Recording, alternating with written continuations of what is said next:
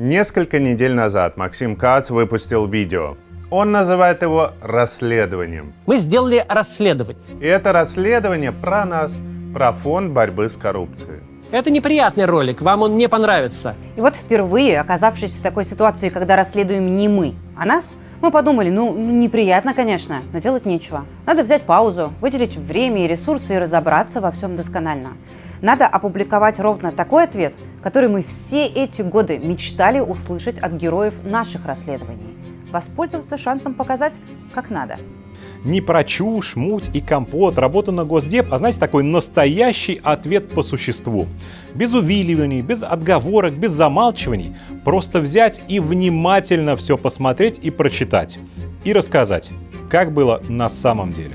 Мне кажется, это очень важно. Ведь вполне вероятно, что кто-то из вас мог посмотреть тот ролик и махнуть рукой. Да ё-моё, эти ничем не лучше Путина. Кто-то мог разочароваться, кто-то подумать, ничего не понятно, но выглядит убедительно. Кто-то мог вообще потерять доверие к нам, а ваше доверие – это самая важная ценность для нас. Обвинения, выдвинутые против нас Максимом Кацем, очень серьезные, и мы воспринимаем их соответственно. Суть его истории в том, что существуют банкиры, Железняк и Леонтьев, они украли деньги вкладчиков своего банка и сбежали. И существуем мы, Фонд борьбы с коррупцией, и мы, по версии Каца, этих банкиров всячески покрываем, отмазываем, лоббируем их интересы и помогаем им выигрывать в судах. Делаем мы это, как утверждает Максим, из корыстных интересов, то есть за деньги. Они публично в это время принимают деньги от банкстеров и помогают им отмывать репутацию и освобождать отмытое. Это краткое содержание двухчасового ролика на Ютубе. Сухая такая выжимка, если отбросить мишуру, наигранность и какие-то кривляния. Факты, от которых мне было прям физически противно. Что это такое? До какого уровня цинизма надо дойти? Принял душ из дерьма. От этого абзаца просто очень плохо пахнет. Хе-хе-хе. До свидульки вам. Еще раз подчеркнем, без какого-либо сарказма или ерничания. Это невероятно серьезное обвинение. Если не считать Следственный комитет России, никто и никогда не обвинял нас в преступлениях такого масштаба. Более того, в ролике явно звучат намеки на еще более серьезные вещи, что мы живем на ворованное, помогаем отмывать преступно нажитое, врем в суде от имени Навального. Но по мере того, как мы изучали историю, двигались от документа к документу, проверяли каждый факт, к нам приходило пугающее осознание. И не того, что мы сделали что-то не так, или, упаси Господь, что-то украли, а того, что материал, который выдается за вдумчивое, глубокое расследование, на самом деле при ближайшем рассмотрении оказывается ложью. Ложью, которую услышало очень много людей. Это плохая новость номер 1. А плохая новость номер 2 для Максима Каца плохая. Он солгал вам осознанно. Есть такая штука, это вполне себе существующий термин, как умышленное замалчивание или выборочное освещение. Проще говоря, обладая неким большим массивом, возможно, даже правдивой информации, ты решаешь рассказать только половину истории. Не показывать то, что у тебя есть, но то, что для твоей большой истории неудобно, то, что не укладывается и напрямую противоречит тому, что ты говоришь. Это даже не форма манипуляции, это, к сожалению, форма обмана. Представьте, вот мы показываем видео изнутри дворца Путина, а у нас таких видео, сами знаете, на много часов. И среди них есть видео, где камера поворачивается и видит, очевидно, настоящего хозяина дворца, Илона Маска, например, который плескается в аквадискотеке и приговаривает: «Дворец мой дворец, господи, обожаю Геленджик». Вот представьте, что такое видео у нас есть, а мы его спрячем в дальнюю папочку, скроем ото всех и вообще сделаем вид, что его не существует. А публично будем говорить, что это все Путину принадлежит. И вот это то, что сейчас именно и произошло. Наш с вами план сегодня такой. Мы прямо сразу нырнем в самую суть, самую сложную тему. Разберемся с тем, что Кац называет воровством $500 миллиарда. А потом разберемся с этой безумной темой про то, что ФБК торгует политической крышей. Досмотрите до нее обязательно. Там все обвинения просто крошатся на мелкие кусочки. Максим Кац замазал часть документов, которые противоречат его словам. Мы поговорим и про переписывание Максимом истории. Я про карту Навального сейчас в первую очередь. И про суды, и даже про то, куда могли деться деньги клиентов банка. Это видео будет длинным, подробным, детальным. В нем будет много документов. Это результат нескольких недель сложной и скрупулезной работы. Я вас очень прошу, посмотрите это видео до конца. Вы найдете в нем ответы на все вопросы. А когда досмотрите, помогите нам его распространить. В этот раз это особенно важно.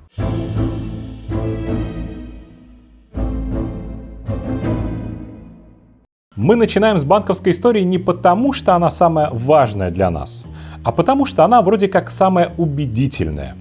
Большинство комментариев, что от известных людей, что от экспертов, что от обычных людей, начинается со слов. У меня не оставляет никаких сомнений в том, что вот это именно так и было. Эта дырка была пробита настолько тупым воровством. Суть дела довольно очевидна. Банкстеры оказались гангстерами настоящими, циничными ворами обычными. Я видел первичные документы, которые мне показывали. Он даже документы на сайт выложил. Там видно, что это очень плохие проводки. И видно, что деньги были украдены. И все дальнейшие рассуждения о судах, об афидевитах, о политическом крышевании ФБК, они как будто не имеют никакого смысла. Ведь есть слон в комнате. Преступление. Кража сотен миллионов долларов, которую Кац вроде как доказал. Я был очень зол, а потом долго грустил, когда обнаружил эту историю. Поэтому с этой части нам просто придется начинать. Несмотря на то, что это очевидная ловушка, где мы оказываемся в неудобном положении и пытаемся объяснить действия и решения, к которым мы по определению не имеем никакого отношения. 2 часа 12 минут ролика, десятки эфиров и еще больше твитов Максима Каца можно сжать до простого, но очень серьезного обвинения. Есть банкиры Железняк и Леонтьев. В 1993 году они открыли банк, а потом купили еще 6 банков. Получилась такая большая финансовая группа, у которой было очень много денег. Через 20 лет работы, где-то примерно в 2012 году, они решают свои банки ограбить и забрать себе деньги вкладчиков. Руководство банка подумало, а почему бы не взять деньги, которые лежат в нашем банке, и не положить их себе в карман? А потом, когда вкладчики потребуют их назад, можно будет сказать: извините, ваши деньги пропали, уехать на Запад и спокойно там жить, имея безлимитное количество денег. Идея. Придумывают вот такую схему. ДМБЛ дает деньги в долг пустышке и Верменде. Оттуда они перемещаются по сложной сети офшорных сделок, которые мы позже разберем и посмотрим, в Лихтенштейн на личный счет владельца банка. Верменда долг не отдает. ДМБЛ забирает лежащие у него деньги вкладчиков пробизнесбанка. И все. Все довольны. Кроме вкладчиков, у которых по такой схеме украли деньги. Всего, как рассказывает Максим Кац, украли 470 миллионов долларов. Вообще, он говорит, что украден был миллиард, но это не точно. Но вот 470 миллионов — это точно. Это с документами все доказано. И вот это и есть главный и единственный вопрос.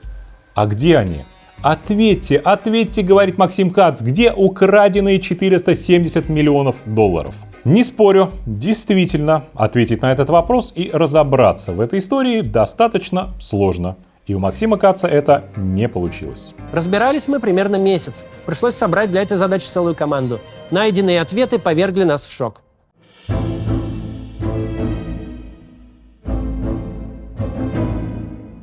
Итак, вот схема передвижения денег от Максима Каца.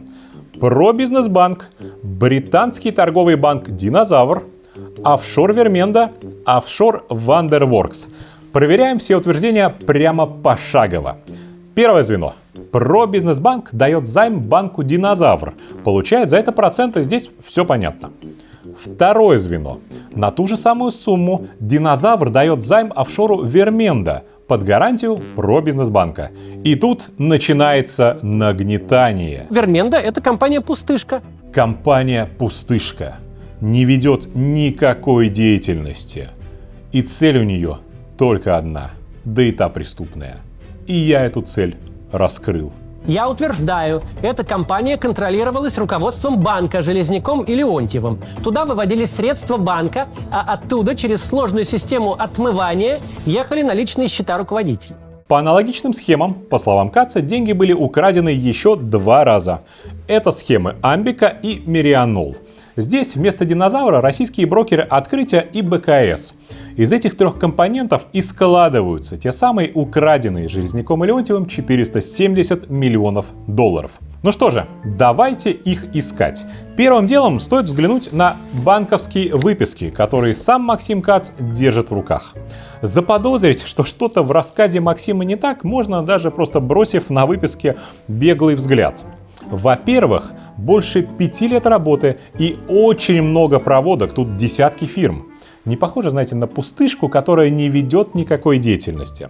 Ну да ладно. Сразу же тут замечаем то, что нам надо. Входящий платеж от динозавра. Почти 50 миллионов долларов поступает на латвийский счет Верменда 27 октября 2011 года. Вот тут их, по версии Каца, и крадут. Все. Не просто тупо спиздили, а вот так вот сложно спиздили. И правда, в этот же день деньги выводят дальше. Но не в закрытые трасты на Кайманах или Багамах, а на долларовый счет Верменды в России, в Пробизнесбанке. Вот второй платеж от динозавра, еще 50 миллионов долларов. И снова, прямо в следующей строчке, перевод на счет Верменды в Пробизнесбанке. Тоже происходит и с упомянутым Кацем прямо в ролике траншем в 19,5 миллионов долларов в пользу Верменды. Достаточно странный способ воровать деньги путем размещения их в банке, откуда они сворованы. Оставляет, так сказать, некоторые следы. Ну ладно, это несерьезный аргумент и ничего, по сути, не доказывает. Нам надо смотреть, что случилось с этими деньгами дальше, и отследить, как они приходят или не приходят на личные счета акционеров. Открываем выписки с долларового счета Верменды в Пробизнесбанке. В течение пары дней почти вся эта сумма конвертируется и переводится на рублевый счет Верменды. Все в том же Пробизнесбанке. И в тот же день деньги уходят на счет коллекторского агентства Life. Эта структура официально входящая в ту же группу Life, что и Пробизнесбанк. На всякий случай смотрим еще один пример, чтобы не казалось, что мы отбираем что-то специально. 25 декабря 2013 года динозавр перевел на латвийский счет Верменды 16,7 миллионов долларов. И снова в этот же день деньги переводятся на долларовый счет Верменды в Пробизнесбанке. Затем на рублевый там же и украденный у Пробизнесбанка деньги переданы самому Пробизнесбанку. Что происходит? Абсолютно обоснованно спросите вы. Нам же сказали, вот эти деньги, их вывели на личные офшоры жуликов-акционеров. А они их, значит, вывели на свои личные счета. Показывайте, давайте нам яхты, показывайте private-джеты, что еще, за цепочки займов в России с самим банком и его дочерними компаниями. Ну, так не разберешься, если вот... То, что мы видим, это так называемая внебалансовая торговля и внебалансовые компании банка. Это не лично офшоры Железняка и Леонтьева, как рассказал вам Кац, а де-факто это часть группы компаний, это офшоры, которые управляются тем же самым Пробизнесбанком, но при этом их деятельность банк раскрывать не хочет. Такие компании используют для инвестиций в гораздо более рискованные и во многих случаях более прибыльные проекты. Для управления ликвидностью, для формального соблюдения нормативов, для валютных операций и так далее. Про это написано достаточно большое количество зубодробительных материалов, но на нашем обывательском языке это можно формулировать следующим образом. Банкиры хотят одного – денег. Для себя и для инвесторов, и для своего банка, конечно же. Они ищут денег для бизнеса, клиенты ищут высокие проценты, все готовы идти на риски. Регулятору, Центральному банку, это все, естественно, не нравится. И эту практику, которой пользовались плюс-минус все банки, включая государственные, в начале 2010-х начали пытаться упразднять. Если мы не будем такие банки быстро выявлять и выводить с рынка, нормальные, честные банки всегда будут проигрывать в конкуренции. Заняло это годы. ЦБ вводил новые правила и нормативы. Банкиры от них бегали и перерисовывали отчетность так, чтобы соответствовать нормативам. ЦБ говорит, вы должны соблюдать вот эти 150 коэффициентов, иначе риск слишком большой. А банкиры говорят, мы хотим делать деньги, мы хотим предлагать самые выгодные условия, чтобы клиенты шли к нам, а ваши правила, они невыполнимы. Банк просто не может работать так, он будет убыточным и его придется закрыть. К этому можно относиться по-разному. Люди более правых взглядов скажут: оставьте частный бизнес в покое. Государство не имеет права лезть со своими правилами и требованиями. И делается это все лишь для того, чтобы задавить любой частный бизнес. Эти люди во многом окажутся правыми. Но на самом деле просто сравните. Вот 2012 год, тогда в России был 1051 работающий банк. Большинство из них были частными. А в России 2024 года осталось всего 324 банка.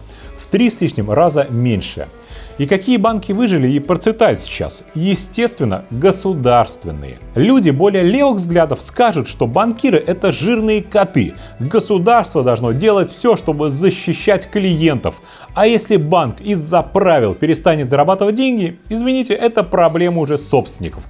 Пусть себе дивиденды урежут и обойдутся без новой виллы в Монако. Но в любом случае, то, что банки повсеместно в то время использовали эти трюки с внебалансовыми офшорными компаниями и манипулировали показателями в собственной отчетности, это просто факт. Плохо это или очень плохо, но об этом прекрасно знали и на рынке, и в первую очередь в Центральном банке. Мы свою политику называем, я думаю, вполне обоснованно, политика оздоровления банковской сферы. У нас годами ЦБ рапортует, что главные инвесторы в российскую экономику — это Кипр да Багамы. Что это еще за деньги, по-вашему? Это и есть эти самые дочерние и аффилированные офшоры российских предприятий, в том числе и банков. В какой-то момент ЦБ даже ввел институт уполномоченных или кураторов. Это такие сотрудники Центрального банка, которых командировали на постоянную работу в частный банк. Они физически там находятся и сидят, и смотрят, работают, имея доступ ко всем счетам и документам в реальном времени. Такие кураторы в 2014 и в 2015 годах сидели в сотне частных банков, в том числе и в Пробизнесбанке. Могли ли они не заметить, что в договоре с банком Динозавр буквально написано, что Верменда — это дочерняя компания банка? Ну, могли, наверное. Но что же делать с многомиллиардными платежами между Вермендой и десятком компаний группы Life, которые прямо с российских счетов в Пробизнесбанке идут? Конечно, все прекрасно видели, но закрывали глаза. До какого-то времени. Простите за такое длинное отступление, но это действительно важно для контекста. Но теперь настало время для самого интересного. Третье звено схемы Катца. Самое главное. Вывод денег с Верменды на счет личного офшора Леонтьева. Он называется Wonderworks. Wonderworks — это большая отмывочная, через которую много чего ездила. По сравнению с тем, что мы уже разобрали, это совсем несложный эпизод. Но он проливает свет на гигантскую ложь Максима Катца, которую нельзя объяснить невнимательностью, безответственностью или просто непониманием банковского дела. Посмотрите, вот у Максима в руках банковские выписки. Он сам говорит, что у него сотни таких страниц. Несколько он даже публикует на своем сайте. Вот они лежат там прямо сейчас. Берем 3 из них, находим 3 перевода от Верменды в Wonderworks. По версии Катца это и есть украденные из банка деньги клиентов. Вот займ на 10 миллионов долларов, вот на 39 600 и вот еще на 30 миллионов долларов. Запоминаем номера договоров и даты. Они есть в описании платежа. Открываем соседнюю выписку с сайта Катца и видим, деньги по первому займу возвращены 7 месяцев спустя с процентами. То же самое произошло и с 2 другими платежами. Возврат займа ровно по этим же самым договорам. Это только то, что любой человек может увидеть в нескольких страницах выписок, которые выложил Катц. У него таких страниц тысячи, и он не мог не заметить, что все деньги, которые получил Wonderworks, были возвращены назад. Он уже тут писал вчера, что они будут искать несостыковки в моем расследовании, что они будут искать там ошибки, по фактам будут их розетовать. Ну давай, по фактам. Можно было пропустить один возврат долга. Ну, мало ли, с кем не бывает, не заметил. Но объясните мне, как можно было, обладая всеми выписками в очень простом формате, не заметить 9 парных платежей? Займ приходит, и займ выплачивается обратно полностью с процентами. Ты же видишь выписки, Максим. Зачем создавать впечатление, что это какой-то черный отмывочный кошелек, где лежат украденные деньги вкладчиков? Вот, например, Огромный платеж, и ты почему-то не опубликовал эту страницу. Wonderworks, то есть Леонтьев, платит $7,5 миллионов бывшему олигарху Владимиру Гусинскому. Твоему доброму товарищу, с которым ты регулярно отдыхаешь и общаешься. Владимир Гусинский. Он живет в Израиле, и мы тут с ним как-то просто познакомились, стали мясо иногда вместе есть. Ну, так мы просто общаемся, а я стараюсь как бы контакты держать со всеми, с кем можно, для того, чтобы, ну, просто в принципе, да и, ну и вообще мы как-то просто вот мясо едим. Это, кстати, судя по описанию, был займ, и его, ну, по крайней мере, судя по этим проводкам, Гусинский так и не вернул. Ну что, будешь теперь рассказывать, что твой дружок Гусинский живет на украденные деньги клиентов Пробизнесбанка? А может быть, потребуешь, чтобы он явился в Лихтенштейнский суд? Давай, мы ждем. Я просто в этом не разбирался, потому что это вообще не важно.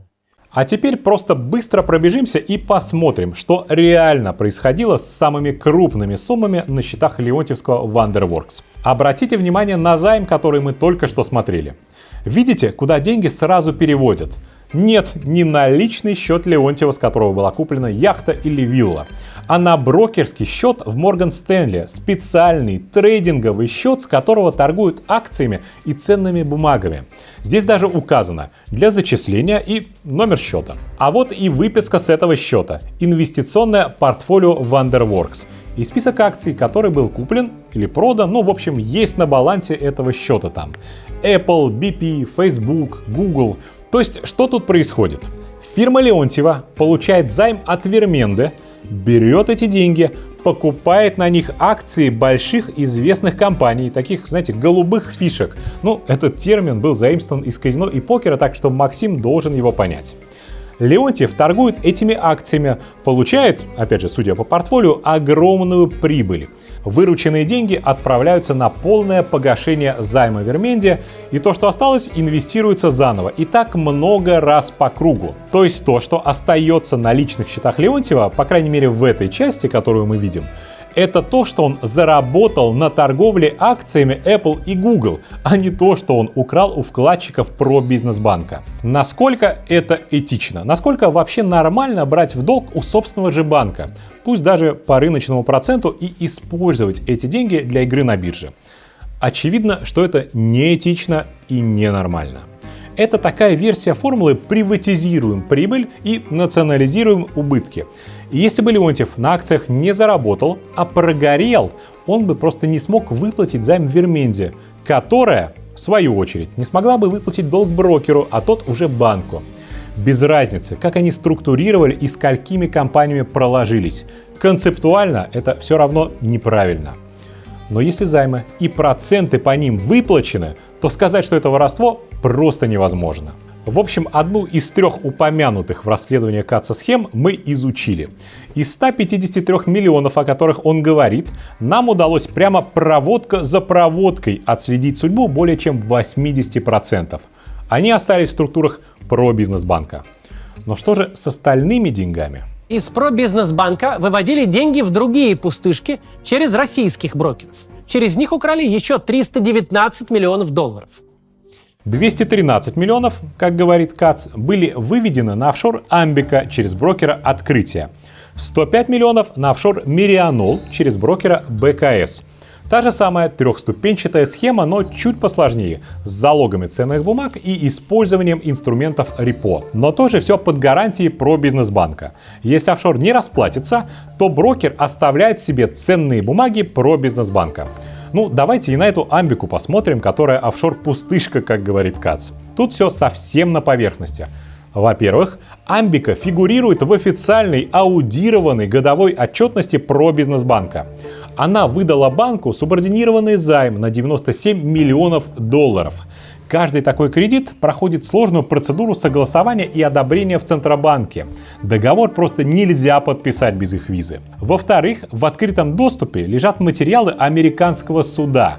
Материалы, которые Катц изучал. И там без труда можно найти 17 договоров крупнейшего клиента Пробизнесбанка Авилона, именно с Амбикой.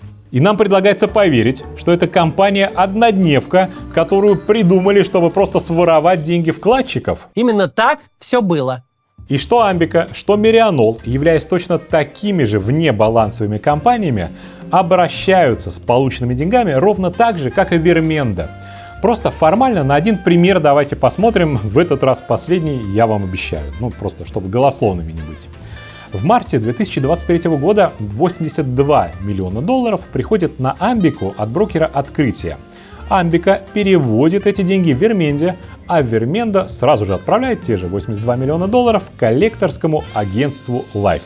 Это идентично тем схемам, которые мы с вами уже обсуждали. С Мирианолом все то же самое. И у вас есть полное право прямо сейчас заорать в монитор вашего компьютера или телевизора: ну а деньги-то тогда где? Куда делись деньги? Почему брокеры «Открытие» и БКС не вернули заложенные ценные бумаги про Бизнесбанку? Мы вас очень понимаем, не осуждаем, это реально невероятно сложная тема, но мы с вами уже зашли слишком далеко, чтобы отступить и оставить этот вопрос без внимания.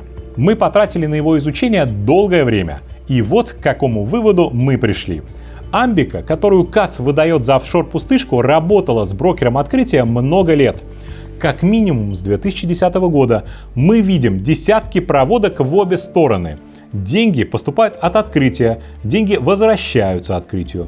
И с конца 2012 года, вот прямо точно в том моменте, когда по версии КАЦа происходило воровство, Амбика регулярно, в среднем дважды в месяц, выплачивала крупные суммы, десятки, иногда сотни миллионов рублей «Открытию». И с Мирианолом все то же самое. Вот их платежи брокеру БКС по 1-2 переводам в месяц. 182 миллиона долларов минимум суммарно получилось. Причем в июле 2015 года, прямо за несколько дней до отзыва лицензии про Бизнесбанка, Мирианол так хотел украсть все деньги, что перевел БКС обратно 22,5 миллиона долларов. Мы не нашли ничего, что указывает на то, что отношения этих двух брокеров с офшорами носили какой-то подставной или фальшивый характер. Выглядит все так, что как будто обязательства выплачивались, никаких претензий не было. Иначе почему бы они работали с ними столько лет? И единственное, что изменилось, это отзыв лицензии про Бизнесбанка. Это причина, указанная в уведомлении о дефолте. По условиям договора, если лицензию отзывают, то брокеры могут оставить себе все, что заложено. Это действительно так. Но кто эту лицензию отозвал? Железняк с Леонтьевым или Центральный банк? В общем, Максим, эксперты и все сочувствующие. Вот куда, судя по всему, делись 470 миллионов долларов. Они поступили обратно в группу компании Life. Они были перекачаны на сестринские структуры про Бизнесбанка, типа коллекторского агентства, факторингового сервиса, какие-то строительные проекты. Группа Life строила таунхаусы и квартиры в Московской области и Москве. Да, часть из них была потрачена на скупку акций Apple и Facebook Леонтьевым, но они возвращались туда, где их брали, и возвращались с процентами. Мы потратили на изучение этих проводок и схем около 2 недель чистого времени. Нам удалось найти, как я уже говорил, процентов 80-85 этих денег. Можно найти и оставшиеся, безусловно, но это будут месяцы, а то и годы работы нескольких людей.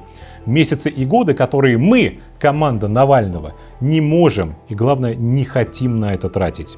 Мы были поставлены в эти безумные условия, где нам нужно разобраться в делах гигантского банковского холдинга, в делах, которые были 10-15 лет назад, в делах, к которым мы вообще не имеем никакого отношения ровным счетом, и в теме, в которой у нас не было никакой экспертизы. Но мы это сделали.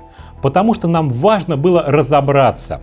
Потому что просто нельзя так откровенно и бесстыже обвинять нас и заниматься подлогом, надеясь, что сработает формула. Ну, ничего не понятно, но КАЦ звучит очень убедительно. Мы не знаем и не можем знать, воровали ли когда-либо деньги Железняк с Леонтьевым из своего банка. Пока этого никто не смог доказать, но может быть когда-нибудь потом докажут.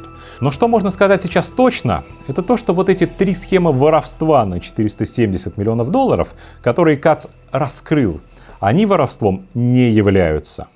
Объявил их воровством КАЦ, воспользовавшись, совсем каким-то детским неприличным трюком, показав вам половину имеющейся у него информации.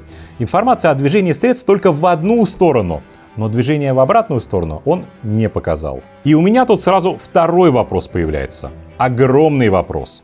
Как Сергей Алексашенко, бывший замминистра финансов и бывший зампред Центробанка, который был экспертом у Катца в этом расследовании так называемом, который лично изучал все документы, включая банковские выписки, как он, мог не заметить движение средств не только в сторону Леонтьева, но и в обратную. Украли там чуть больше миллиарда долларов. Как он мог не обратить внимание, что так называемый офшор-пустышка гонит миллиарды обратно в пробизнесбанк? Я искренне не понимаю, как это вообще возможно. Для тех, кто внимательно посмотрит расследование Максима Катца, то там показано буквально проводки, все, каким образом деньги из пробизнесбанка шли на личные счета Леонтьева и Железняка. А теперь, если вы все еще с нами, настало время перенестись в сегодняшний день. На тему политической крыши, которую якобы ФБК предоставляет Железняку и Леонтьеву. Представлять дело политическим там, где разговор идет про открыто украденные и выведенные средства, это непосредственно способствовать и участвовать в отмывании денег. И да, этим занимается менеджмент ФБК. Более того, он является непосредственным бенефициаром процесса.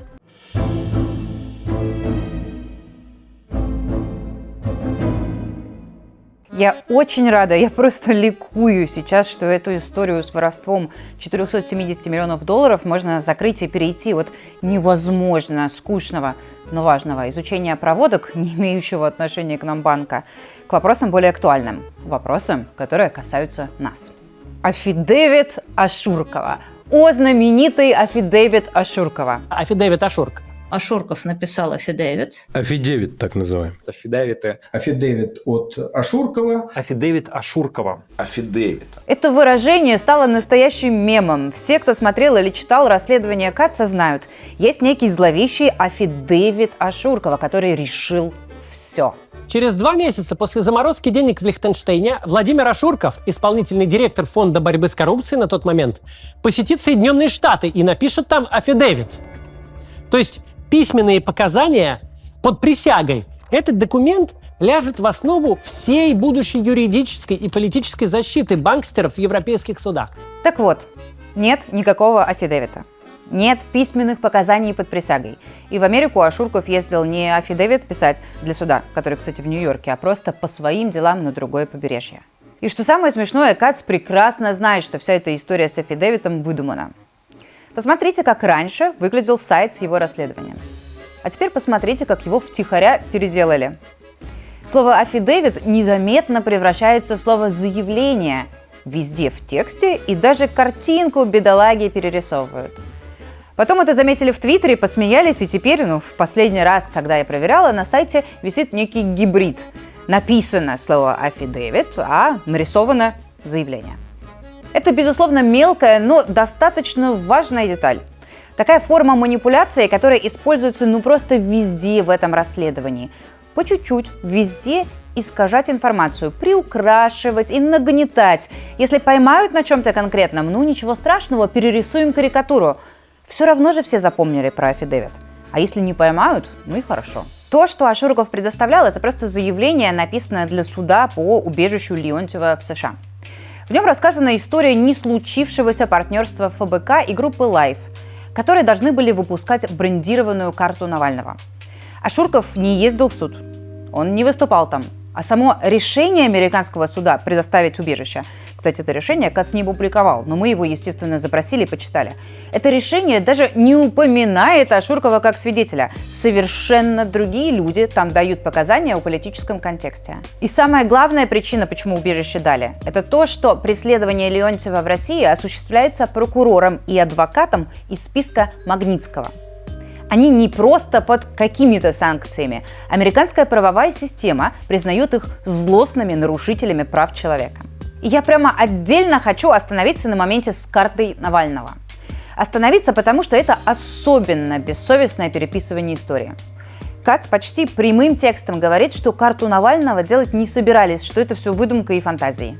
Похоже, что кто-то в отделе маркетинга пробизнесбанка и группы Life решил, что это хорошая идея – сделать карточку с Навальным. Сотрудник отдела маркетинга в то время совершенно запросто мог связаться с кем-то из команды Навального и начать делать карточку чисто по коммерческим соображениям.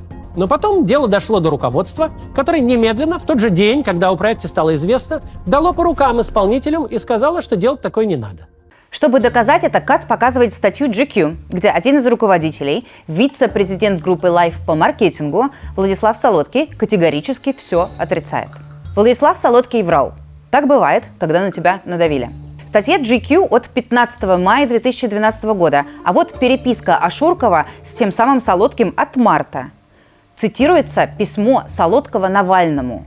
«Алексей, я могу выпустить карту под брендом «Распил», давайте обсудим». Ашурков вступает с банком в переговоры. Дальше еще много, очень много таких имейлов с детальным техническим обсуждением выпуска карты, файлами и презентациями.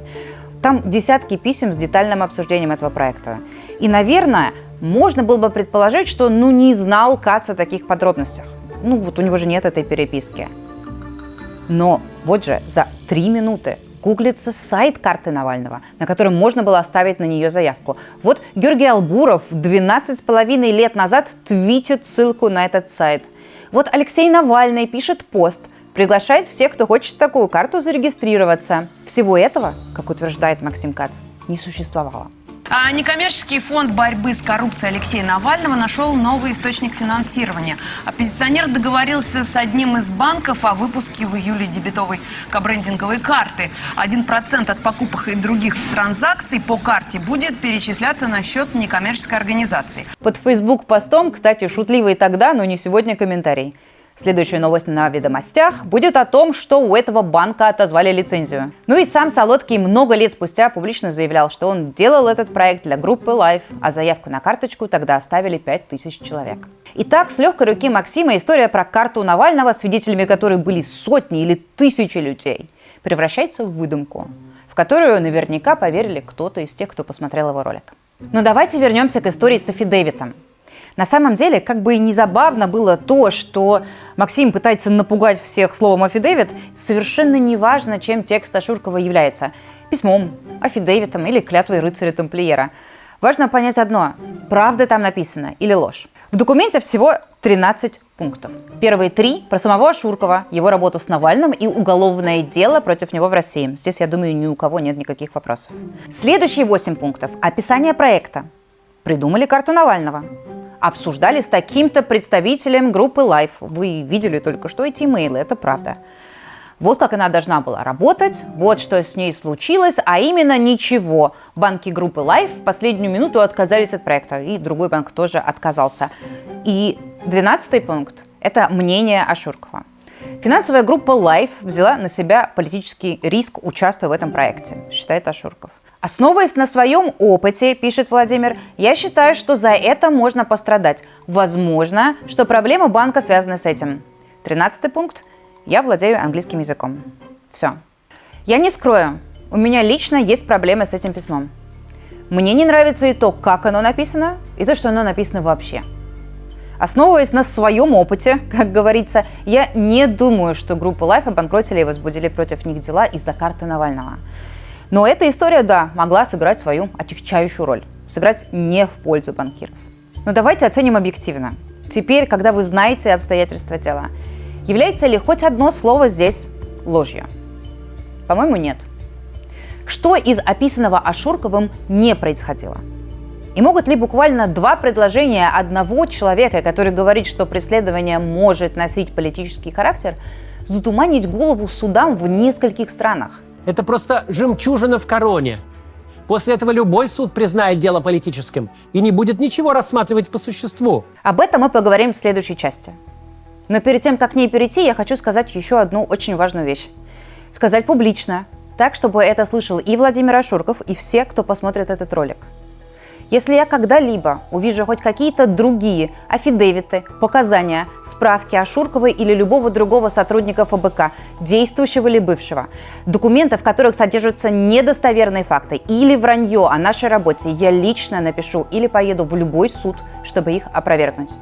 Не существует никаких специальных обстоятельств, личных отношений, финансовых или любых других исключительных случаев. Мы не позволим никому врать и пользоваться именем Алексея Навального. Да, Строго говоря, юридически я не могу остановить ни Ашуркова, ни кого-либо другого от дачи каких угодно показаний в личном качестве, как это произошло здесь. Но я настойчиво и публично прошу этого не делать.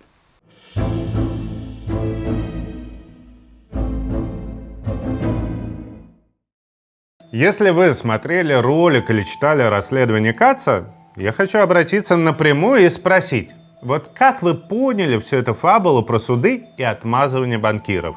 Подумайте прямо, вспомните. Я почти уверен, что вы скажете что-то типа такого. Выяснилось, что ФБК в обмен на финансовую помощь бегает по судам и отмазывает беглых банкиров. Защищает их от преследований в разных странах, причем не только от уголовных. И от претензий клиентов банка тоже защищает. Я не осуждаю вас ни в коем случае, если вы так подумали. Потому что к какому-либо другому выводу, если слушать Каца, прийти невозможно. Это то, что он говорит.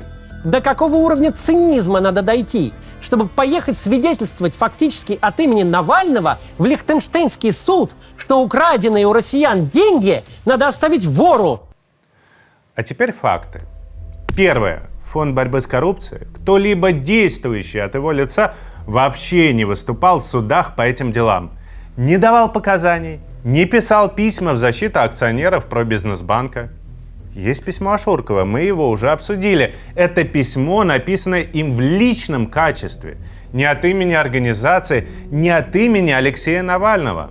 Максим Кац, обратите внимание на это, просто приравнивает ФБК к Ашуркову. Эта подмена абсолютно ключевая, сквозная. Личное показание одного человека, написанное от первого лица в формате собственного мнения, приравнивается к официальной позиции целой организации.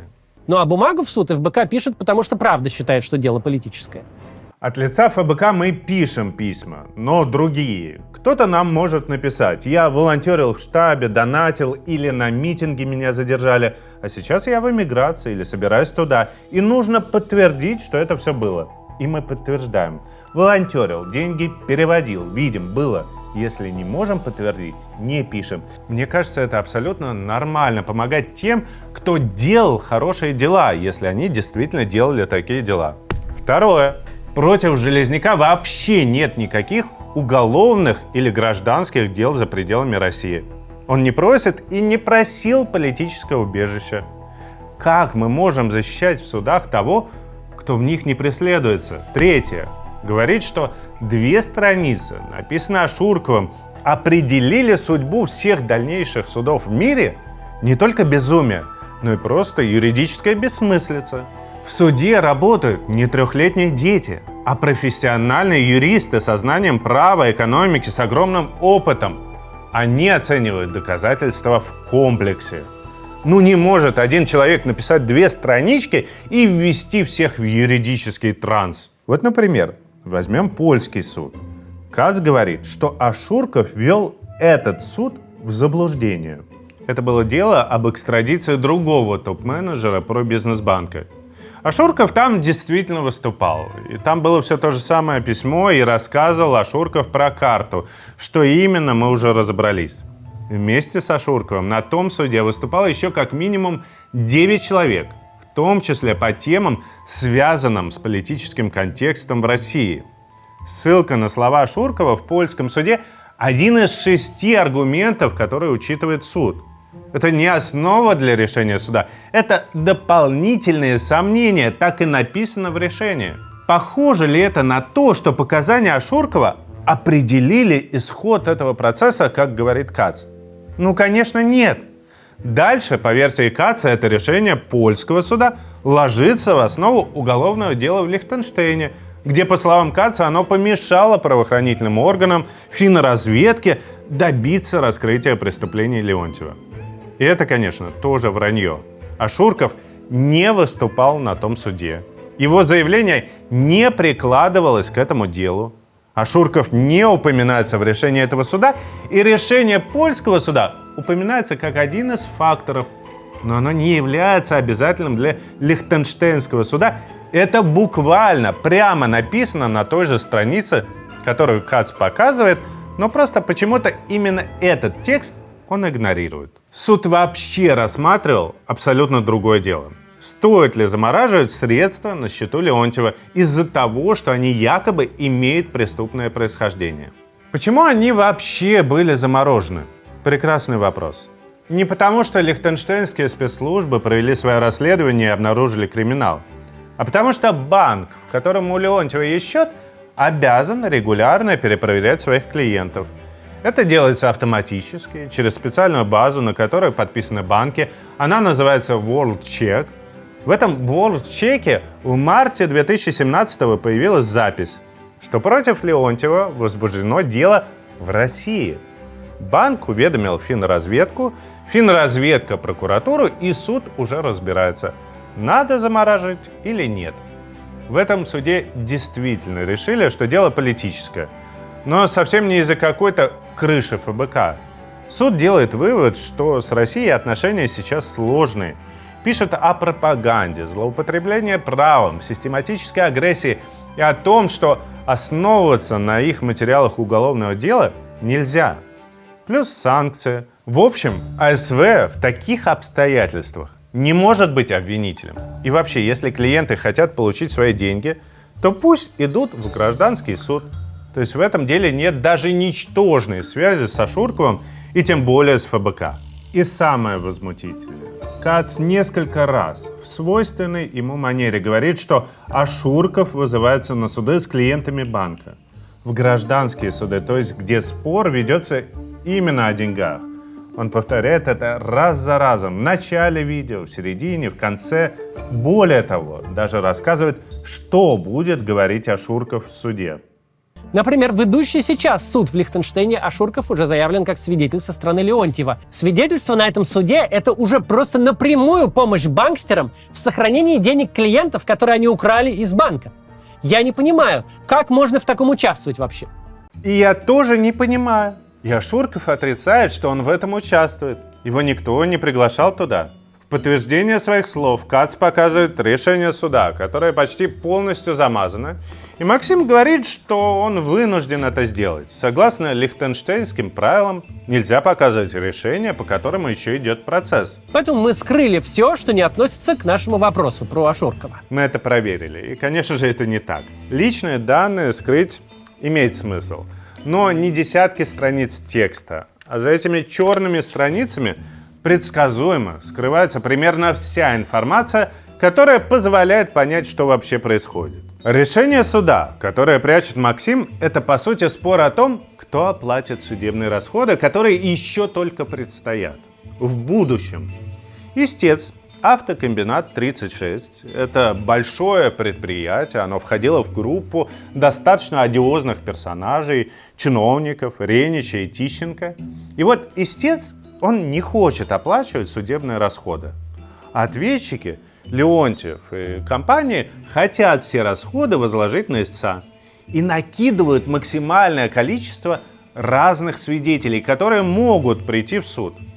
Истец прямо пишет, что юристы Леонтьева даже не обосновывают необходимость вызова этих свидетелей. И это правда.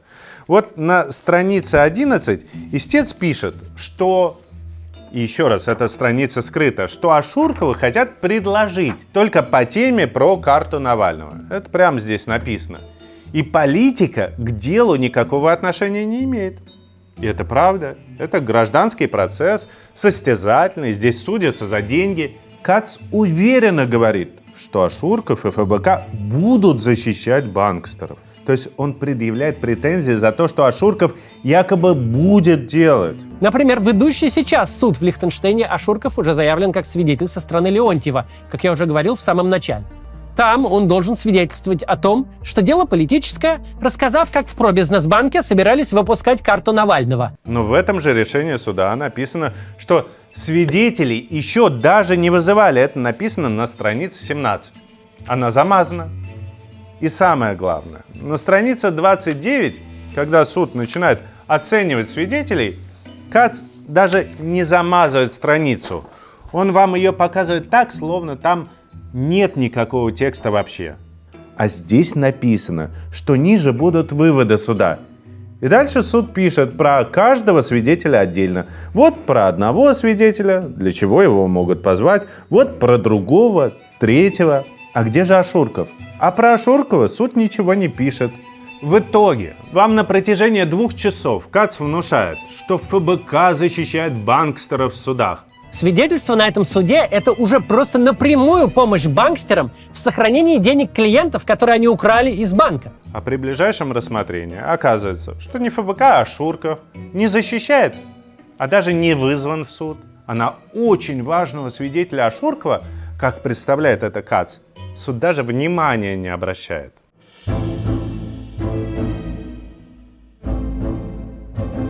Есть в расследовании Максима Каца история, которая меня действительно удивила. И которая стала для нас неприятным сюрпризом. Я с этой частью расследования Каца согласна полностью.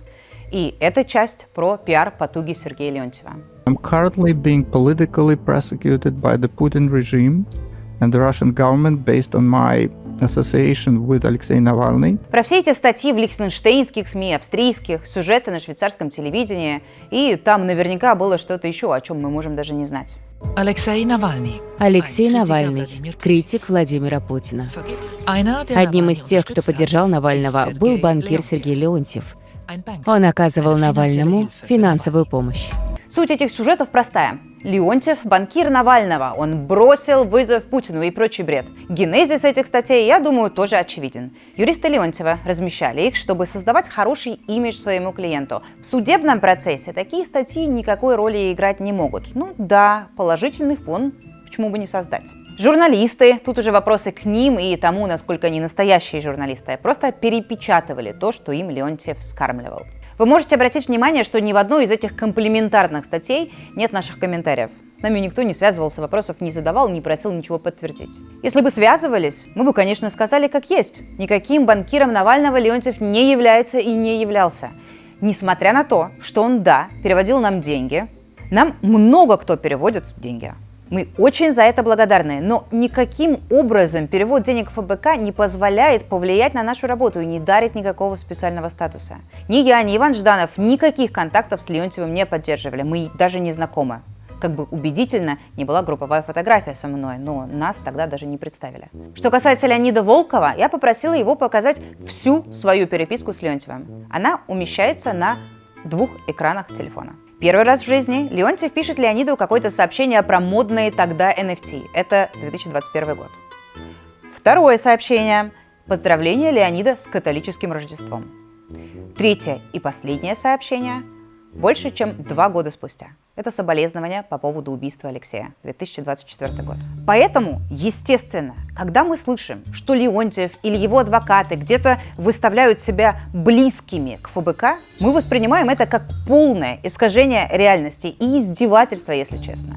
Теоретически, любую связь с нами может выстроить человек с каким угодно прошлым и с каким угодно настоящим. И мы понимаем, что можем стать объектом манипуляции. Мы по закону обязаны прислать подтверждение платежа, например. Люди, к сожалению, этим пользуются. Несут потом эти письма и чеки, говорят, вот, дайте мне убежище или еще что-то, я донатил ФБК. Кто-то прямо из Центра временного содержания мигрантов нам писал, мол, меня задержали, собираются депортировать, я кинул вам 10 евро только что, напишите письмо, что я ваш спонсор. Кто-то фотографируется со всеми нами по очереди на публичных мероприятиях. Тоже специально, чтобы потом приложить эти фотки к заявлению на политубежище. Ну да, такое бывает. Мы это можем оставить лишь на совести самих людей. Ну, а на нашей совести в том смысле, что мы, как рассказал уже Иван, пишем письма только в том случае, когда можем однозначно подтвердить информацию. Да, донатил, да, волонтерил, да, работал в штабе. И мы очень надеемся, что такие письма помогли не одной сотне человек оказаться в безопасности, получить визы и скрыться от преследований за их политические взгляды. Но как бы ни были отвратительны заказные статьи про Леонтьева, Максим Кац, конечно же, не удержался от абсолютно бессовестной лжи в части о том, что мы якобы лоббируем интересы Железняка и Леонтьева в государственных органах США. Он не говорит это напрямую, потому что он знает, что это неправда. Ну, конечно, почему бы не продемонстрировать видео нашей бывшей сотрудницы Анны Ведутой в Конгрессе в 2022 году, рассказывая про письма, которые этот же конгрессмен писал про Леонтьева 2 годами ранее, в 2020. Такая уникальная машина времени имени Максима Каца. Мы можем посмотреть очень хорошо, как она работает вот тут. А также заслушивал их 19 мая 2022 года. А 16 мая он вышел с инициативой к президенту Байдену с тем, что нужно внести под санкции АСВ. На всякий случай проговорим четко. Никогда, ни в каком виде, напрямую, косвенно, письменно, устно мы не упоминали ни этих людей, ни банковский сектор, ни АСВ. В госорганах США мы обсуждали санкции против пособников путинского режима, список 6000. Мы обсуждали, что американские корпорации, как Apple и Google, подключали вообще все в России. И то же самое про Visa и MasterCard.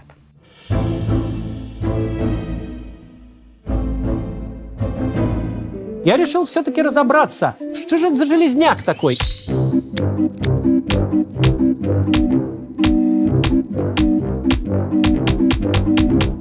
Позадавал пару вопросов в Твиттере и забыл. Кто такой Александр Железняк? Разбирались мы примерно месяц. Эту волынку Максим Кац затянул задолго до своего расследования. Почему у ФБК начинает полыхать при его упоминании? Подобрал знамя, выпавшее из рук Алексея Венедиктова и Ильи Ремесло из Russia Today, которые тоже носились с этим вопросом. Вот руководителем штаба ФБК в Вашингтоне, назначен беглый банкир Александр Железняк. И за относительно короткое время историю эту раздули из вопроса «Кто это такой?» до утверждения, что Железняк – это тайный правитель ФБК, распорядитель всех денег и большой начальник. Сторонники Максима Каца вписывают Александра Железняка в Википедию как одного из руководителей ФБК. Мы, в первую очередь Леонид Волков, многократно отвечали на этот вопрос. Кто такой Железняк? Александр Железняк не является одним из руководителей. Это неправда. Когда мы регистрировали американский юрлицо, нам нужен был человек физически в Америке на месте. И Железняк нам предложил свою помощь в этом. И его юристы нам помогали все это зарегистрировать. Они сделали для нас огромное количество работы про боно. Но этого, к сожалению, оказалось мало. Выходит ролик Каца, и тайный главный босс ФБК – это теперь просто факт. Причем в качестве доказательств нам предлагают несколько фотографий и тот факт, что Железняк числится казначеем в нашем американском юрлице. И вот трюк срабатывает. Сотни людей пишут нам: «Да как вы могли доверить управление ФБК вору?» С частью про вора мы вроде как разобрались. Давайте теперь разбираться с частью «как могли». Если это произвело такое впечатление, и если люди поверили в могущественного Железняка, это и наша недоработка. Исправляем. Так кто же такой Александр Железняк? На дворе 2021 год. Навального только посадили. ФБК объявляет экстремистской организацией. Наш офис находится в Москве, а по всей России разбросано сотни сотрудников наших штабов, тысячи волонтеров, сотни тысяч сторонников, тех, кто жертвовал, поддерживал, ходил на митинги, голосовал. Все они под риском уголовного преследования разной степени тяжести. Мы полностью отрезаны от финансирования. На тот момент весь наш бюджет поступал от жертвователей в России. Теперь за такой донат 100 рублей ты можешь сесть на 8 лет. У нас есть какие-то запасы, остаток которых мы тратим на срочный вывоз людей. Чтобы сохранить ФБК, нам нужно создавать новые юридические лица и в разных странах. Каждому юрлицу открывать банковский счет, подавать бухгалтерскую, налоговую отчетности и соблюдать миллион других требований. Оптимальная юрисдикция – США. Там никаких проблем со сбором денег. В отличие от Европы, в Штатах очень развита культура мелких пожертвований, понятный язык и, что самое главное, уже даже есть зарегистрированное юрлицо, которое один из наших сторонников открыл в 2020 году для другого проекта, который мы собирались запустить, но не запустили. Казалось бы, вот это удача, но нет. Этот сторонник тоже пугается экстремизма и говорит: простите, ребята, срочно ищите кого-то другого тут, на месте, в Америке, на кого вы можете переоформить юрлицо. И все это происходит во время ковида, когда в Америку невозможно попасть, границы закрыты. То есть нам нужно за считанные дни найти человека, который постоянно находится там и готов взять на себя большие риски и решить тысячи мелких орг-вопросов. Таким человеком в июле 2021 года и вызвался стать Александр Железняк. Что мы знали о нем в тот момент? Не так много. Леонид Волков познакомился с ним в 2018-м, когда учился в Еле. Железняк живет недалеко, в Бостоне. Позже Железняк в том же Бостоне организовывал митинги в поддержку Алексея после отравления и возвращения в Россию. Делал он это все как волонтер. И никаких других отношений, кроме как тех, что у нас есть тысячами других волонтеров и активистов по всему миру, у нас не было. История про бизнес-банка к тому моменту была уже достаточно подробно исследована и описана. Проект делал большой материал про то, как в банке и конкретно в пробизнес-банк внедряли ФСБшников, вымогали доли, шантажировали отзывом лицензий и занимались, в общем, рейдерством. Были и исследования «Медузы» и других журналистов. Полковник ФСБ Черкалин, воры из АСВ, десятки отжатых банков – это известная история. Публикации СМИ есть. Железняк их подтверждает.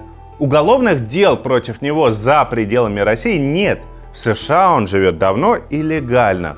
У него есть собственность, счета, то есть местная банковская и правоохранительная системы с ним проблем никаких не имеют. В общем, Александр Железняк вызвался сделать всю административную работу сам. И для нас это было спасением. Каким-то чудом мы успели открыть счет и снова смогли собирать пожертвования. Он не просил у нас взамен ничего. Не писать аффидевитов для судов, не вступаться за кого-то еще. Все было ровно наоборот. Он взял на себя большую и дорогостоящую административную работу по поддержанию юрлица. Подобные услуги на рынке стоили бы $10-15 в месяц, которых у нас просто нет. Кроме этого, Железняк помогал нам организовывать встречи с волонтерами в США. Он и их бостонская инициативная группа бронировали помещения, занимались логистикой, охраной, билетами и так далее. С этих встреч Кац набрал наши общие фотографии. Если вы слышите это знаменитое кацевское «Железняк руководит ФБК», вы можете смело хлопать дверью, закрывать Твиттер, Ютуб и не слушать автора этих высказываний больше никогда. Находится в руководстве, включает в руководство, является одним из руководителей, потому что в руководство важной российской оппозиционной организации включает в руководство, вхождение в руководство. Железняк вообще один из руководителей фонда борьбы с коррупцией. Это абсолютно абсурдная, бессовестная ложь, которую Кац просто выдумал и использует, прекрасно зная, что это неправда. С момента, как нас признавали иноагентами, блокировали наши счета, предъявляли к нам иски на миллионы, нам приходилось постоянно придумывать новые способы выживания. Открывать десятки счетов, создавать множество юридических лиц, не связанных с нами формально. Эти юрлица кто-то возглавлял, кто-то там был бухгалтером. Формальные должности могут звучать громко, но по факту эти люди выполняют чисто техническую роль. И в случае с нашим американским юрлицом ACF все то же самое. Железняк, записанный там казначеем, самая близкая аналогия – это, наверное, главбух, не принимает никаких решений. Ни одного. Чтобы совершить любое юридически значимое действие, казначею нужна подпись совета директоров. Чтобы перевести куда-то деньги, открыть счет на все нужно согласие совета директоров, который состоит из нас. И ровно поэтому мы нашего тайного начальника никогда не прятали. Вот он висит во всех реестрах. Это открытые данные. Чего нам скрывать-то? Все наше общение с Железняком состоит не из совместного построения планов, обсуждения денежных траншей или разработки политической стратегии. А именно такое впечатление создает Кац. А из его бесконечных напоминаний. Подпишите это, дедлайн сдачи такого-то отчета, подпишите то. Вот я прямо специально пролистал переписку, и вот типичное сообщение. Иван, подпиши, пожалуйста, резолюцию, у тебя в почте. Подписал, спасибо. Спасибо огромное, а то сижу в банке и не хватало одной подписи. Ну какое это руководство фондом? Фондом борьбы с коррупцией с первого дня и до своей смерти руководил Алексей Навальный. Я думаю, это утверждение не вызывает ни у кого никаких сомнений. И при этом с 2013 года Алексей не был ни директором, ни сотрудником и вообще никакой должности по бумагам не занимал, что абсолютно никак не влияет на тот факт, что он мог решать абсолютно все. Директором ФБК последние 5 лет являюсь я. До 2021 года это было оформлено в российском юрлице, а потом не было. Но суть от этого не меняется. Я определяю, кто и какими проектами занимается, сколько денег потратить, кого взять на работу, а кого уволить. Все важные стратегические решения последние несколько лет мы принимаем втроем с Марией Певчик и Леонидом Волковым. Вы видите, это буквально каждый день. Мы ведем свою работу публично. И Кац это прекрасно знает. Когда у него конфликт с сотрудниками, он не пишет Железняку, он пишет мне. Но в своем видео он просто обманывает, называет белое черным и наоборот. Железняк указан главным лицом, принимающим решения. Человека, который делает большую, но сугубо техническую работу, он превращает в могущественного серого кардинала ФБК.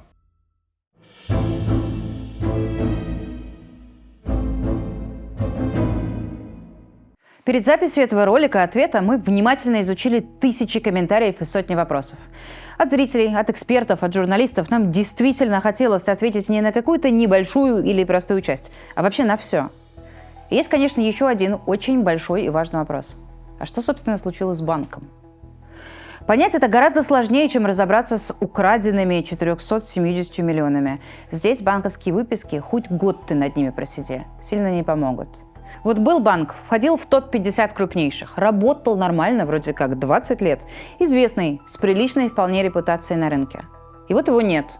Банкротство, уголовные дела, дыры в балансе на десятки миллиардов рублей, тысячи юрлиц клиентов, которые остались без денег. Очевидно, что история гораздо более сложная, чем то, как это рассказывает Максим Кац, мол, владельцы банка проснулись одним прекрасным утром и решили все украсть. Мы уже немного обсуждали с вами, как тогда, в начале 2010-х, работал банковский сектор. Работал он мутно.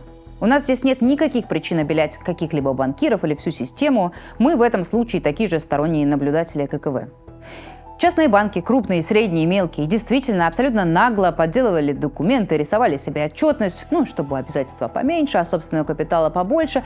И это еще не самое страшное, что происходило. Они хотя бы параллельно с этим обслуживали обычных нормальных клиентов.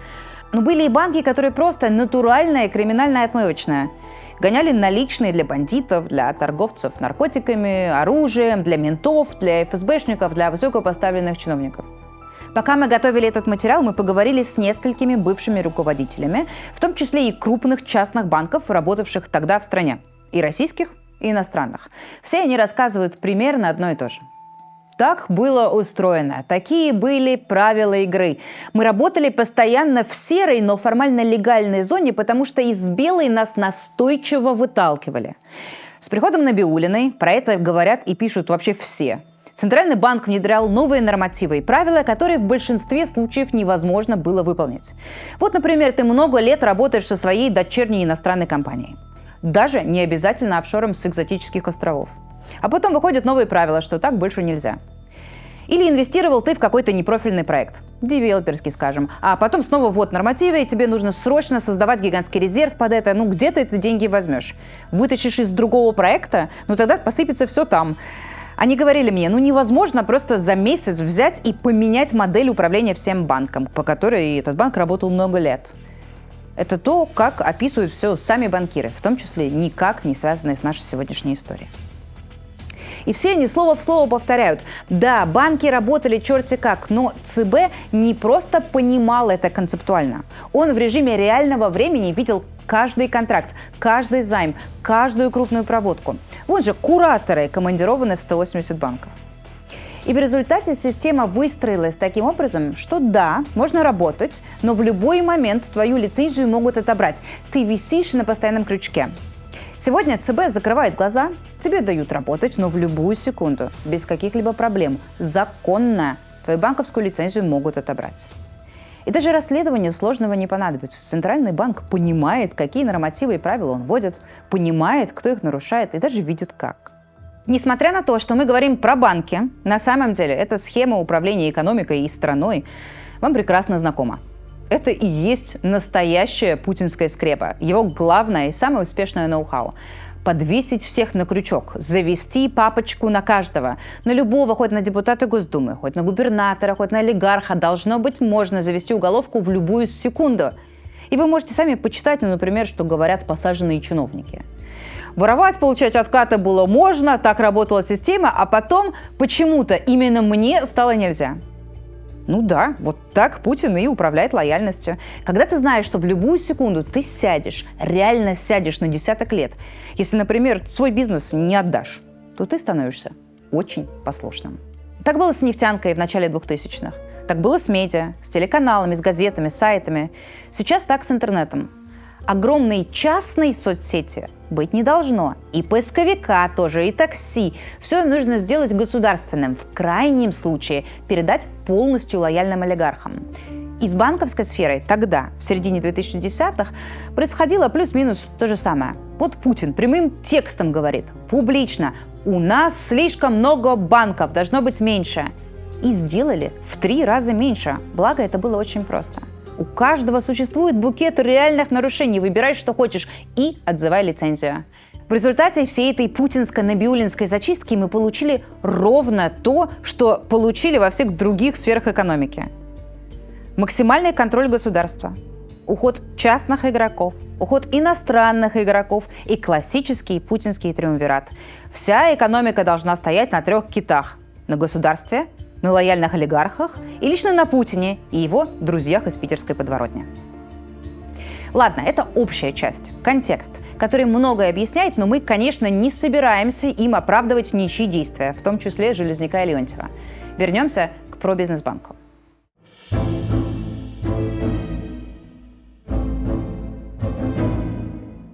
Занимался ли пробизнесбанк точно такими же мутными, серыми, незаконными схемами? Да, занимался. Оправдываются ли они сейчас точно так же, как и все? Так было заведено, такие были правила. Все прекрасно работало, пока за нами не пришли. Вы, наверное, можете догадаться, как мы к этому относимся. Основным клиентом пробизнесбанка был Авилон. Это крупнейший автодилер, очень плотно связанный с прокурорской мафией и со Следственным комитетом, тоже связанный. Максим Кац в своем расследовании тему прокурорских почти не поднимает, что странно. Там, в отличие от истории с крышеванием от ФБК, реально есть что обсудить. Вот издание «Инсайдер», например, опубликовало только что статью. Там очень подробно о том, как пробизнесбанк помогал хранить деньги, помогал зарабатывать безумные проценты через все эти внебалансовые фокусы, помогал гонять деньги за границу тем людям, которые очень плотно связаны с прокуратурой. Там прямо буквально обслуживались прокурорские топ-мафиози типа Осака и Карапетяна. Издание «Важные истории» пишет, что в пробизнесбанке обслуживался сын Патрушева и вице-премьер Шувалов. Что вот, например, лично я могу думать на эту тему? В 2014 и 2015 году, когда пробизнесбанк дружил с прокурорскими, я, Георгий Албуров, Алексей Навальный делали и публиковали расследования про генпрокурора Чайку и его семью. И по Шувалову то же самое. Мы штамповали один материал про Шувалова за другим. То есть мы как бы расследуем, а этот банк, как выяснилось, без каких-либо проблем хранит их деньги. Мне, естественно, это все глубоко отвратительно, если говорить предельно честно. У меня не укладывается в голове, как можно было это делать. Вы что, не понимали, что ли? Нет, я слышу, конечно, объяснение, что формально это были не чиновники, а бизнесмен Варшавский, у которого сотни миллионов долларов легального дохода. А у Шувалова тоже, мол, опционы и все задекларировано. Это, конечно, так себе аргумент, если честно. И еще часто говорят, ругая меня за радикализм. Мол, Маша, чего ты как маленькая, ты чего не понимаешь, как это работает? Патрушев держит вот этот банк, Сечин держит вот этот банк, 3-й банк конторских обслуживает, 4-й прокурорских. Я правда понимаю. Это буквально моя работа это понимать. Но это не значит, что я считаю, что с этим все нормально. Хреново это, не надо было так делать. Логично. И даже в каком-то смысле, простите, но справедливо, что дружба и якшание с бандитами закончились тем, чем закончились. Ничего другого и не могло произойти. В какой-то момент твои влиятельные друзья просят тебя все больше и больше. Потом влиятельные друзья друзей, я сейчас про ФСБ и Черкалина, присылают новую просьбу. оформи нашего человечка в свой банк, плати ему зарплату, а мы поможем тебе, не тронем. А потом еще больше просят, долю в банке или вагон наличных. И, конечно, это, а не карточка Навального, стало настоящей причиной разгрома пробизнесбанка и финансовой группы Life. В результате банкиры Железняк и Леонтьев заплатили максимальную в их системе координат цену. Потеряли бизнес, деньги, репутацию и обрекли себя на бесконечные дорогие судебные процессы и вечную неоднозначность. Политическое ли это дело? Нельзя сказать, что нет, если объективно и честно. В каком-то смысле, да, политическое, но не в том, в котором мы с вами привыкли. Их не преследуют за взгляды. Но при этом их преследование – это прямое следствие принятых Путиным и реализованных Набиуллиной решений. Решений резко и принудительно сократить количество банков, национализировать банковский сектор и при этом создать огромную коррупционную кормушку для ЦБ, АСВ и ФСБ. Нет ни малейшего шанса, что любого акционера пробизнесбанка ждет в России справедливый и объективный суд. Поэтому это дело невозможно называть сугубо экономическим, как это делает Максим Кац. Точно так же глупо считать чисто экономическим дело Абызова, Уликаева или братьев Магомедовых. Они жулики, безусловно, но посадили их не за это. Наверное, надо вводить какую-то новую категорию преследования, путинскую или конторскую, преследование за отказ кооперироваться. Категорию для тех, кто встроен в систему, нарушает в ней закон, прекрасно себя чувствует до того момента, пока согласен делиться. Такова реальность. Феномен существует, а слова еще нет. Что с этими обладателями конторской статьи делать? Что делать с людьми, которые по собственной вине стали жертвами преступной системы, с которой добровольно играли в игры? Которые выпали из этой системы и, очевидно, уже никогда не вернутся? Я не знаю. Это большой и сложный политический вопрос. Надо требовать деятельного раскаяния, надо требовать обличительных материалов. В отсутствии этих действий наших сегодняшних героев обвинить сложно. Надо, наверное, требовать конкретных действий. Доказывания собственной невиновности в независимых судах, гарантии невозвращения в систему, компенсации для тех, кто пострадал, если они действительно что-то украли.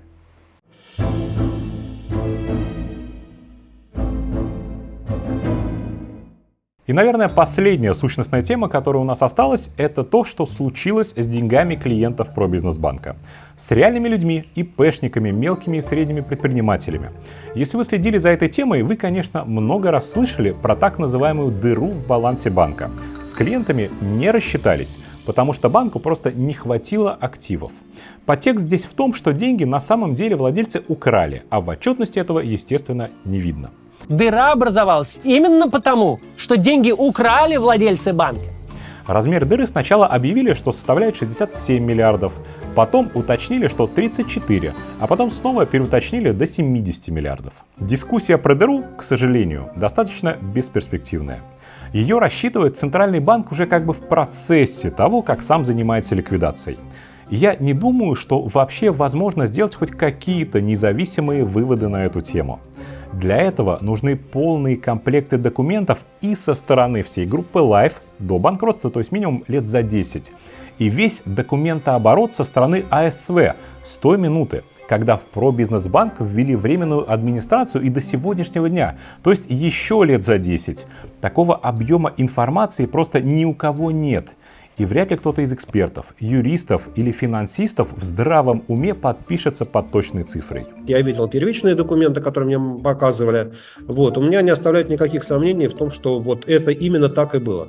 И даже если мы представим, что каким-то магическим образом документы, проводки, управленческие балансы все же найдутся, то мы упремся в следующую проблему. А как оценивать это все? Чтобы определить размер дыры и понять, сколько у банка реально было денег на выплаты, нужно провести справедливую оценку активов, ретроспективную. Вот этот выданный займ или вот этот комплект ценных бумаг в 2015 году стоил столько-то, скажет вам один эксперт. А потом придет второй, построит другую очень убедительную финансовую модель в Excel, которая покажет, что стоил он на 300 миллионов больше.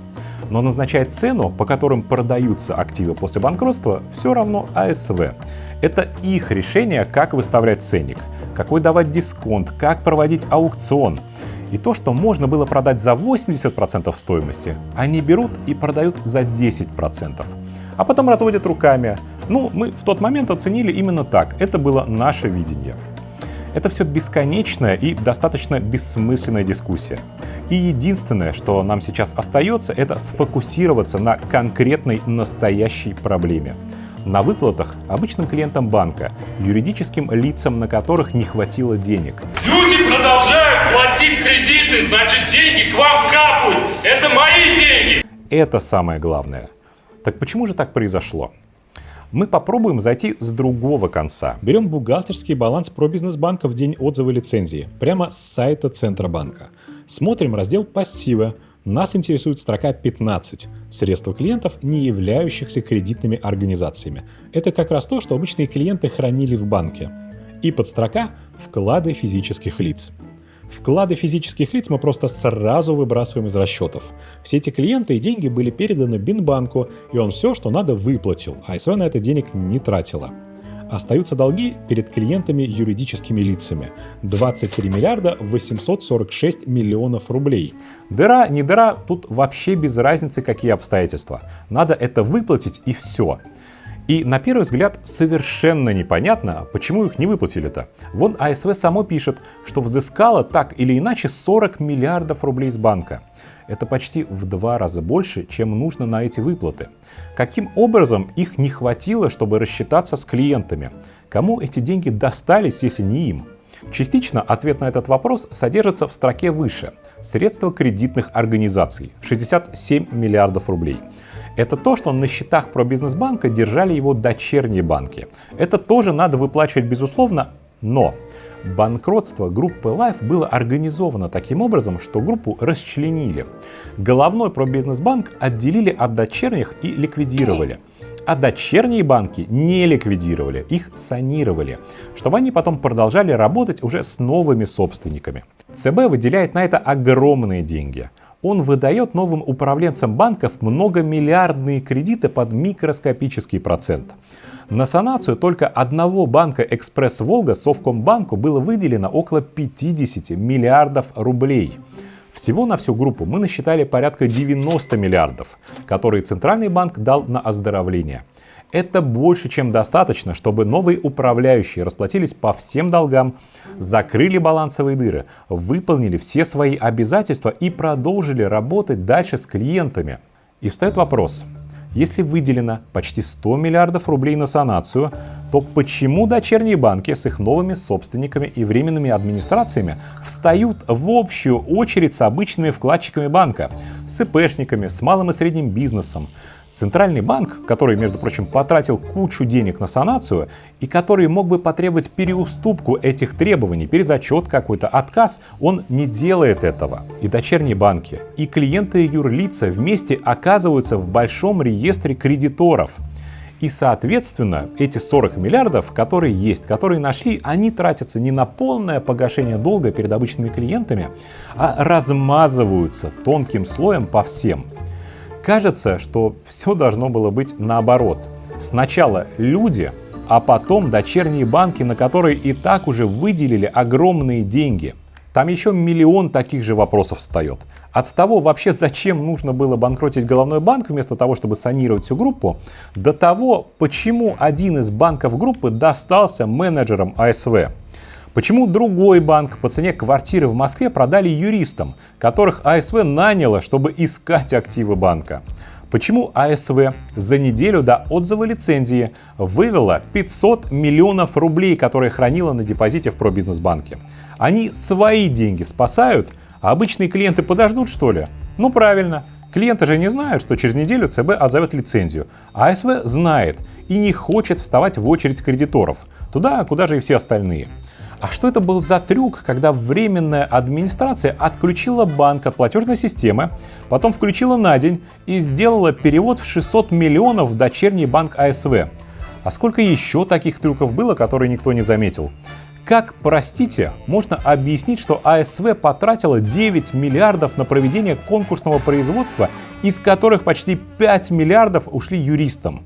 Почему была нанята, просто самая жульническая, а фактически рейдерская юрконтора Андрея Павлова, попавшего под американские санкции одновременно с Рамзаном Кадыровым за свою причастность к делу Магнитского?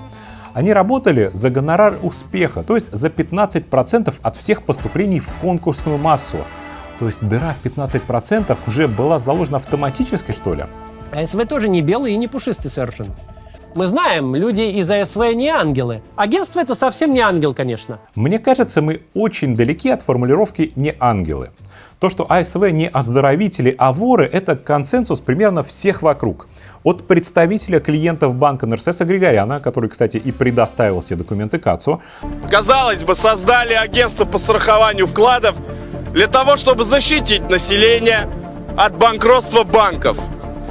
Но сама процедура банкротства банков устроена так, что можно обанкротить любой банк. В ЦБ процветает коррупция! До независимых журналистов-расследователей, которые подробно исследовали, как топ-менеджмент АСВ вместе со знаменитым полковником ФСБ Черкалиным, это тот самый, у которого дома нашли 12 миллиардов рублей наличными, как они зарабатывали на санациях и крышевании банков.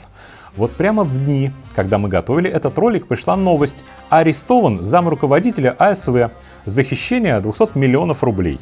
К этому консенсусу удивительным образом примыкает даже Сергей Алексашенко, который выступал экспертом у Максима Каца. Выясняется, что буквально в первые же дни временной администрации, которая пришла про бизнес-банка, которая состояла из представителей этого агентства по страхованию вкладов, они тут же начали деньги из банка выносить, точно совершенно интенсивно в пользу своих подконтрольных организаций. Одно можно сказать точно, и это касается именно денег клиентов банка. Если бы АСВ, Центральный банк, делали свою работу добросовестно, если бы буквально выполняли свою работу, то есть блюли интересы граждан, клиентов, государства в конце концов, эти 25 миллиардов долгов юрлицам выплатить было бы можно. Но этого не произошло.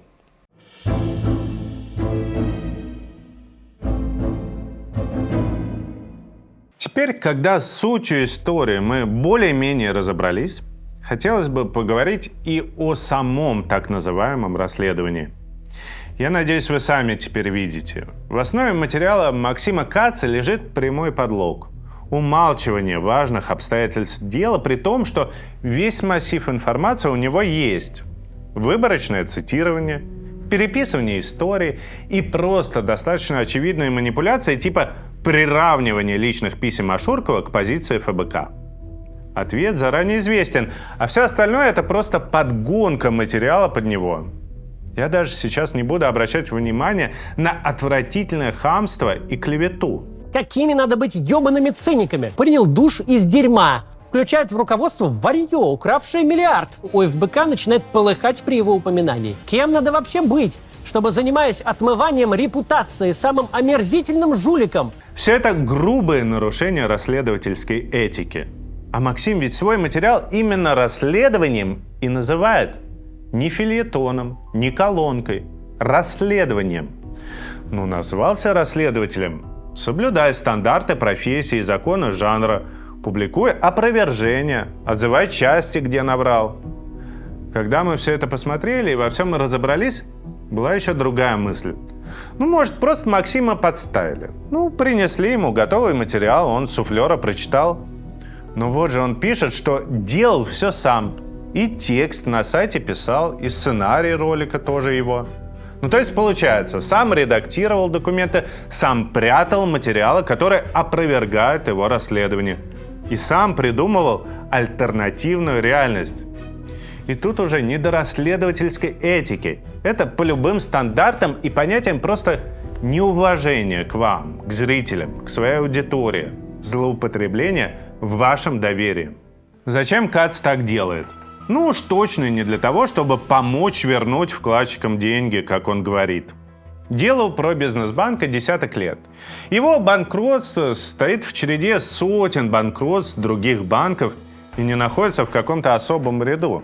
Все клиенты, физические лица, получили свои деньги. Кредиторам третьей очереди, юрлицам выплатили заметно больше, чем в десятках других обанкроченных банков. Значит, есть что-то в этом случае особенное для Максима. Что-то, что заставило его сделать свое первое в жизни расследование. Так ведь? И ответ, видимо, в том, что в этой истории, в современной ее части, краешком мелькает ФБК. И можно попробовать вывернуть это все и раздуть до планетарных масштабов. ФБК, ФБК, ФБК, ФБК, ФБК, ФБК, ФБК, ФБК, ФБК, ФБК, ФБК, ФБК, ФБК, ФБК. Мы за политическую борьбу, за конкуренцию. В этом нет ничего плохого. Борьба делает нас сильнее, оберегает от ошибок, заставляет имеющиеся проблемы признавать и работать над ними. Мы за публичную политическую борьбу, против подковерных интриг. Но в политической борьбе не все методы хороши. Молотки и похищения – вот нехороший метод. И осознанное вранье и подлог тоже плохо. Я не обращаюсь к Кацу. С ним мне все понятно. Я обращаюсь к его зрителю с несколькими несложными вопросами. Зачем Кац создает ощущение, что Железняк главный ФБК, если знает, что это не так? Зачем Кац создает впечатление, что Леонтьев просто украл деньги, если у него на руках все платежки, он видит прекрасно, что кредиты были возвращены? Зачем Кац рассказывает, что никакой карты Навального не было, когда он знает, что она была? И зачем он месяцами гонялся за нами в Твиттере? На что это больше похоже? На добросовестную попытку разобраться, защитить кредиторов или все-таки на попытку уничтожить ФБК и команду Навального? Решать вам.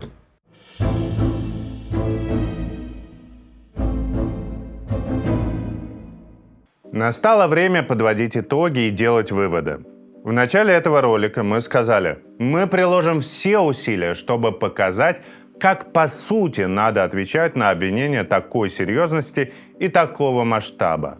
Обвинения, которые бьют в самое сердце, в самые наши важные основополагающие принципы. Обвинения, которые подрывают доверие к делу нашей жизни и к делу жизни Алексея Навального. Особенно, когда эти обвинения почти полностью сотканы из лжи и манипуляций. Получилось у нас или нет, решать вам. Карты на столе. Несмотря на то, что безумно жаль потраченного времени, усилий и нервов, я могу вам точно сказать, это было не зря и не напрасно, если хоть один из вас послушает, почитает, взвесит все и подумает: так, стоп, что-то здесь не так, меня обманули, на моих чувствах сыграли, меня заставили несправедливо ненавидеть тех, кто этого не заслуживает. Мы не продались, не продавались и никогда не продадимся. Никакие спонсоры, даже очень крупные и очень уважаемые, никогда не смогут определять нашу политику. Решать, что нам расследовать, какие кампании вести, на какие мероприятия ездить и какие ролики снимать. Вы наверняка могли видеть, как хорошо знакомые вам люди, которые когда-то были нашими крупными донорами, теперь публично обзывают нас последними словами. Так бывает. Но может ли хоть что-то лучше доказать, что не существует денег и обстоятельств, которые заставят нас делать то, что мы не считаем правильным? Не говорить то, что мы считаем важным, молчать и смотреть в стол. И в этом и есть наша политическая ценность. А теперь несколько слов о грустном. Мы, конечно же, не слепые и не находимся в отрицании. Мы прекрасно видим, как видео Максима Каца, что называется, зашло. Какое количество хороших, умных людей его перепостило. Как много уважаемых экспертов его поддержало, но не вдаваясь в детали и не проверяя исходники. Просто предпочли поверить Максиму на слово. То, что говорит Максим Кац про вывод средств, все это выглядит очень убедительно. Я верю расследованию Максима Каца. То, что представлено в материале Андрея Заякина и в расследовании Максима Каца, кажется очень убедительным. И для нас это большое горе, что в октябре 2024 года, через 8 месяцев после убийства Навального, нашлось достаточно много людей, которым захотелось поверить в то, что его команда, мы, люди, которые проработали с Навальным бок о бок 13 лет, 12, 10, это такое сборище жуликов, торгующих именем и репутацией Алексея, чтобы покрывать воров. Наверное, в том, что мы оказались в этой точке, есть и степень нашей вины. Мы проживаем сейчас невероятно тяжелое время. Время, почти целиком состоящее из боли и горечи нашей с вами общей утраты. Возможно, где-то мы были не так изящны, как могли бы быть, не так сдержаны, не так корректны. Свою роль, наверное, играет и время, и обстоятельства, в которых мы с вами живем. 25 лет Путин находится у власти. Скоро будет 3 года войны, потеря надежд, и всему этому конца и края просто не видно. Да как тут не опустить руки, не поверить, когда известный популярный блогер рассказывает, уверенно тряся бумажками, гипнотизирует вас. ФБК обманщики, ФБК продались, а при Навальном такого никогда не было. Это просто запредельный цинизм. Я просто в шоке после всего этого. А бумажки на самом деле пустые. Факты подтасованные. Любую чушь, как выяснилось, если произносить много раз подряд и очень уверенно, можно выдать за правду. Нам сейчас очень нужна ваша помощь. Правду говорить легко и приятно, но ложь, увы, распространяется лучше и прилипает легче. То, что Максим Кац назвал расследованием, посмотрели уже больше 2 миллионов человек. Разумеется, не все досмотрели до конца. Конечно, многие распознали обман, но сотни тысяч, увы, поверили. Нам надо сделать так, чтобы все они посмотрели и наш ответ. Мы просили вас в начале и попросим еще раз. Помогите распространить этот ролик. Не пожалейте времени. Пришлите его в первую очередь тем, про кого вы знаете, что они поверили в эту историю. И еще. Такое не принято говорить, но нам от вас скрывать нечего. Расследование Каца сильно ударило по нам финансово. От нас отписалось много обычных, некрупных доноров. Просто людей, которые отправляли нам несколько сотен или тысяч рублей в месяц. Но посмотрев ролик Каца, поверили в него и решили, что мы их обманули. Мы не хотим терять ни одного из вас. Потому что мы никого не обманывали. Потому что именно из таких относительно мелких, но регулярных пожертвований и складывается наша работа. На них мы снимаем наши расследования, ведем 4 крупных YouTube-канала, ведем Telegram-каналы, делаем социологию, проводим мероприятия и оплачиваем штрафы. Если у вас есть такая возможность, станьте нашим регулярным подписчиком. Помогите нам компенсировать несправедливо утраченное, сохранить, а лучше приумножить наши проекты. Помогите нам продолжать дело, начатое Алексеем Навальным, и довести его однажды до конца.